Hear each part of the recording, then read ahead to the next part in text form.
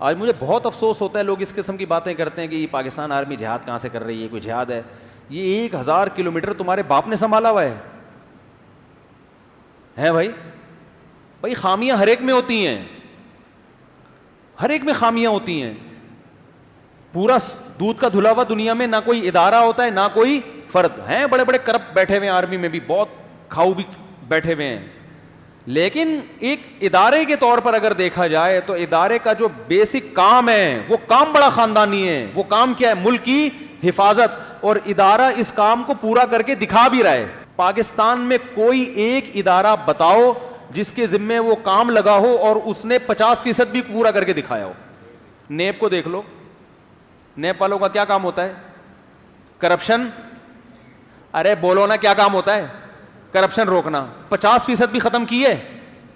بلکہ نیب کے چیئرمینوں کے بارے میں رپورٹیں آتی رہتی ہیں کہ سب سے زیادہ کھانا پینا ان لوگوں کا ہے. ہو سکتا ہے غلط رپورٹیں آ رہی ہوں، لیکن رپورٹیں آ رہی ہیں کہ ان کا کام کیا ہے؟ کھانا پینا. غلط ہوگا، لیکن اتنا تو ہے نا کہ اپنی ذمہ داری پوری 50% بھی پوری نہیں کی ہے. جو ہماری جو صحت کی وزارت ہے، جس کا کام ہے ایک صحت مند معاشرہ تشکیل دینا، دے دیا؟ بولو نا. 50% بھی اپنی ذمہ داری پوری کی ہے. جعلی دوائیں بک رہی ہیں کہ نہیں بک رہی ہیں؟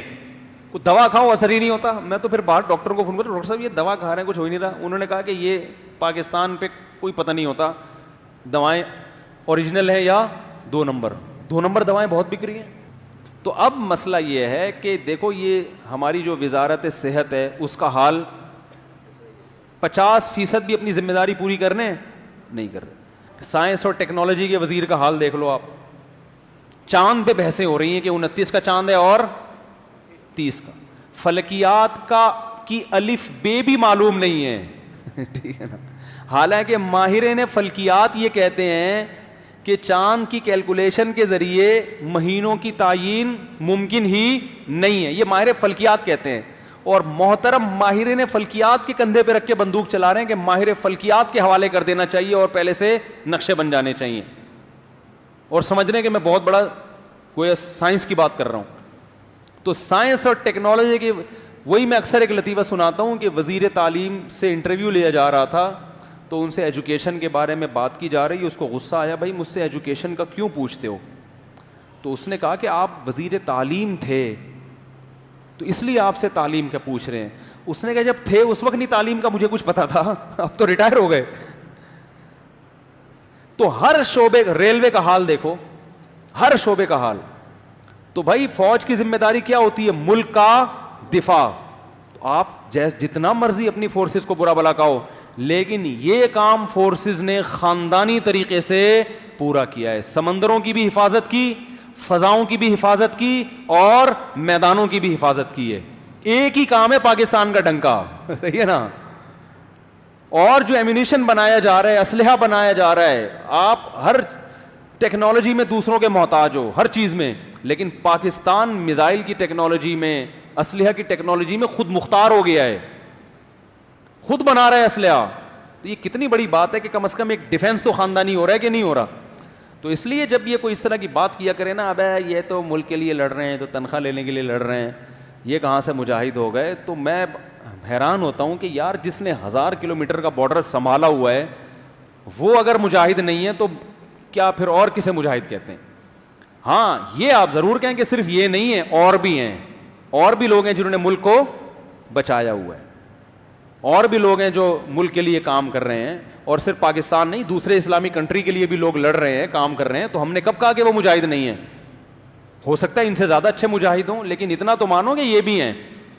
جو فلسطینی لڑ رہے ہیں اپنے حق کے تحفظ کے لیے، بیت المقدس کے لیے لڑ رہے ہیں، وہ تو سب سے مقدس جنگ ہے. تو ہم ان کی نفی تھوڑی کر رہے ہیں. تو اس لیے جو بھی اللہ کے لیے لڑ رہا ہے، اور ایسی لڑائی جس کا فساد نہ ہو. بعض جگہ لڑائی جہاد کے نام پہ ہوتی ہے لیکن اس میں فساد جہاد سے زیادہ ہوتا ہے، یعنی جہاد نہیں ہوتا، اس میں نتائج کے لحاظ سے فساد ہوتا ہے. تو وہ اس لڑائی کو ہم لڑائی نہیں مانتے. تو اس لیے جو کام خاندانی ہو رہا ہے نا، اس کو خاندانی مان لینا چاہیے. دوسری بات یہ بھی ہے کہ فوج کا جو طریقہ کار ہے نا سلیکشن کا اور ٹریننگ کا, اس میں 2 نمبر آدمی اتنے آرام سے ایڈجسٹ ہی نہیں ہو سکتا, سمجھ رہے ہیں؟ اس کے لیے چلنا مشکل کام ہے, ٹریننگ سب کو کرنی پڑتی ہے. جب پاکستان نیوی نے ہمیں بلایا نا تو 7 بجے ہمیں کہا تھا کہ گاڑی لینے آ جائے گی, 7 بجے فوجی پہنچے ہوئے تھے لینے کے لیے. جن آفیسر سے ملاقات تھی 7:30 بجے ملاقات تھی, سب کے سب جتنے بھی آفیسر تھے 7:30 بجے بیٹھے ہوئے تھے. اب یار جو ٹائم دیا اس پہ کوئی ایسا آدمی پہنچ سکتا ہے جو کام میں ذمہ داری سے پورا نہ کرتا ہو. سارے آفیسر جتنے بھی, ایڈمرل سے نیچے کے جو آفیسر تھے نا ان کو کیا کہتے ہیں یار, وہ بیٹھے ہوئے ہیں. ایک تو ایڈمرل ہوتا ہے نا, ایڈمرل سے نیچے کا کون ہوتا ہے؟ Vice admiral. وائس ایڈمرل سے نیچے کون ہوتا ہے؟ Rear admiral. یہ میں ترتیب بازوا بھول جاتا ہوں, کالج میں پوری رٹی ہوئی تھی, اس وقت شوق تھا نا فوج میں جانے کا, جب ادھر آئے تو سب تیل ہو گیا. تو آپ بتاؤ, ریئر ایڈمرل بھی بہت بڑی پوسٹ ہے نا, تو جو ٹائم انہوں نے دیا تھا اس ٹائم پہ پہنچے ہوئے تھے. میں مانتا ہوں بڑے بڑے گڑبڑی ہیں فوج میں, کہیں آپ مثالیں دیں یار وہ اس نے یہ کر دیا, اس نے یہ کر دیا, لیکن یار یہ کتنا پازیٹیو. کسی گورنمنٹ کے آفیسر سے آپ ملنے جاؤ 6 مہینے تو پہنچنے میں لگیں گے وہاں. تھانے چلے جاؤ, ایس ایچ او صاحب آرام فرما رہے ہیں, ڈی ایس پی صاحب سو رہے ہیں. ہمارے محلے میں کونسلر تھے, بڑے اچھے نیک تھے. تو ایک علاقے میں پانی ختم ہو گیا, لوگ آئے کونسلر صاحب کے گھر پہ نا پورا جتھا بنا کے. تو کونسلر صاحب نے کہ بیٹے باہر نکلے, انہوں نے کہا کونسلر صاحب سو رہے ہیں, آپ ذرا خاموش رہیں. وہ واقعی صحیح آدمی تھے, اور ظاہر ہے انسان 24 گھنٹے تو نہیں خدمت کر سکتا. تو لوگ اتنا طیش میں آ گئے نا, پورے علاقے میں لوگوں نے چاکنگ کی اور جگہ جگہ لکھوایا خاموش کونسلر صاحب سو رہے ہیں. یہ ان کا مذاق اڑانے کے. تو وہ کونسلر کے بارے میں تو یہ جملہ غلط تھا, لیکن میجورٹی تو اسی طرح ہی ہے, اچھے لوگ بھی ہیں. تو کسی بھی ادارے پہ جب تبصرہ کیا جاتا ہے تو یہ دیکھا جاتا ہے کہ من حیث الادارہ یہ اپنی ذمہ داریاں پوری کر رہا ہے کہ نہیں کر رہا. باقی گڑبڑیں ہر جگہ ہوتی ہیں, وہ ہوتی رہیں گی. تو وہ ذمہ داریاں الحمدللہ خاندانی طریقے سے پوری ہو رہی ہیں. نہیں یقین آتا نا, فوج میں بھرتی ہو جاؤ, بھرتی تو ہو جاؤ گے, اس کے بعد بھاگنے کے خیالات زیادہ آئیں گے. میرے پاس ایک ملنے آیا کرتے تھے, کمانڈو بھی بیٹھے ہوئے ہیں بیان میں, وہ بیٹھے ہوئے, وہ دیکھیں پیچھے, وہ نیوی میں پتہ نہیں آرمی میں, یہ بھول گیا میں, ٹھیک ہے نا. تو میں نے ان سے پوچھے آپ کی ایکٹیویٹی کیا ہے, انہوں نے بتایا یہ. میں نے کہا یار اس میں تو آدمی زخمی بھی ہو سکتا ہے, ہاتھ پاؤں ٹوٹ سکتے ہیں. انہوں نے کہا ہاں بالکل ٹوٹ سکتے ہیں, ٹوٹ بھی جاتے ہیں لوگوں کے. ان کی بڑی ٹف ٹریننگ تھی نا.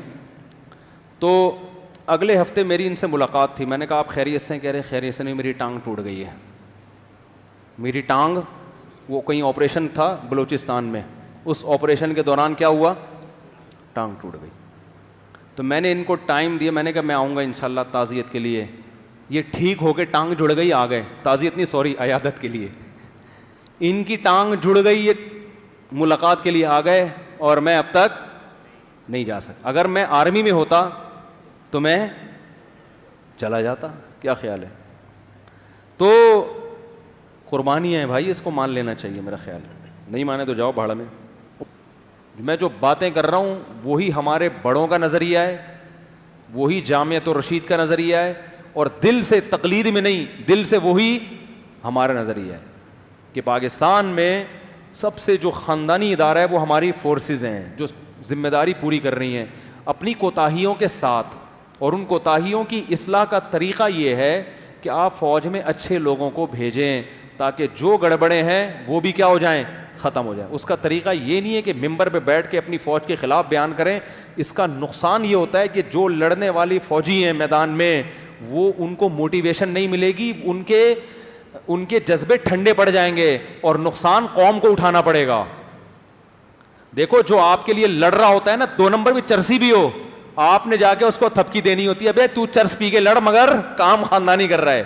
آپ اگر جا کے اس کو یہ بولو, وہ لڑ رہا ہے آپ کے دشمنوں سے, آپ جا کے بولے سالا لڑ رہا ہے, بڑے تو چرسی نا. اور میں نے خود خالص چرس پیتا نہیں ہے, چرس میں نے دیکھا یہ چرس کو پروموٹ بھی کر رہا ہے, اور یہ تو ہے, اور تم چرسیوں کے لیے لڑ رہے ہو, تمہارا آفیسر بھی چرسی, اس طرح کی باتیں شروع کر دو گے.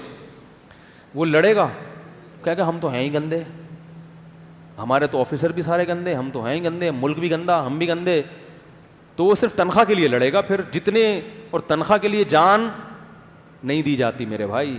جان جب دی جاتی ہے جب کسی کو تھپکی دی جاتی ہے, بیٹا شاباش, کیپ اٹ اپ, سلوٹ, اس کو سلوٹ مارا جاتا ہے نا, سر خاندانی کام ہے. تو مجھے کوئی بھی فوجی ملنے کے لیے آئے نا, کتنا ہی رنگ روٹ کیوں نہ ہو, میں اس کو عزت دیتا ہوں الحمدللہ. آفیسر کی بات نہیں کر رہا, ایک عام فوجی کوئی بھی رنگ روٹ بھی ملنے کے لیے آتا ہے میں اس کو عزت دیتا ہوں. اور یہ ہمارے بڑوں نے سکھایا ہے, اس کو عزت دیتا ہوں کہ بھائی تم کام کیا کر رہے ہو, تم خاندانی کام کر رہے ہو. حالانکہ وہ ہمیں اتنی عزت نہیں دیتا. بہت سے ہمارے خلاف بولتے ہیں, بہت سے فوج کے آفیسر ہمارے خلاف بولتے ہیں, ابے یہ مولوی ایسے, ابے یہ وہ کرتے ہیں. فوج میں تو ہر طرح کے لوگ ہیں, ابے یہ مولوی. میرے ایک رشتہ دار آرمی میں تھے, میں ان سے ملنے جایا کرتا تھا, تو ان کے بڑے فوجیوں سے تعلقات تھے, بڑے بڑے کرنل سے بھی اوپر لیول کے فوجی آ کے بیٹھا کرتے تھے, اور برا بھلا کہہ رہے ہوتے تھے مولویوں کے, ابے یہ مولویوں نے دین کو ایسا بنا دیا, ابے یہ مولویوں نے دین کو ایسا بنا دیا. ہوتے ہیں اچھے بھی ہیں برے بھی ہیں. تو شخصیتوں کو دیکھو گے تو ہر چیز ملے گی آپ کو, ہر ویرائٹی ملے گی, اچھے بھی اور برے بھی. لیکن ایسے ادارہ دیکھو گے, ادارے کو فوکس کرو گے تو بھائی ادارہ خاندانی. تو ہم کسی فوجی سے اگر محبت کرتے ہیں تو اس لیے نہیں کہ اس کی ذاتی حیثیت, اس لیے کہ ہمارا دفاع کر رہا ہے وہ, اور اس سے ہمارا ملک مضبوط ہوگا. سمجھتے ہو؟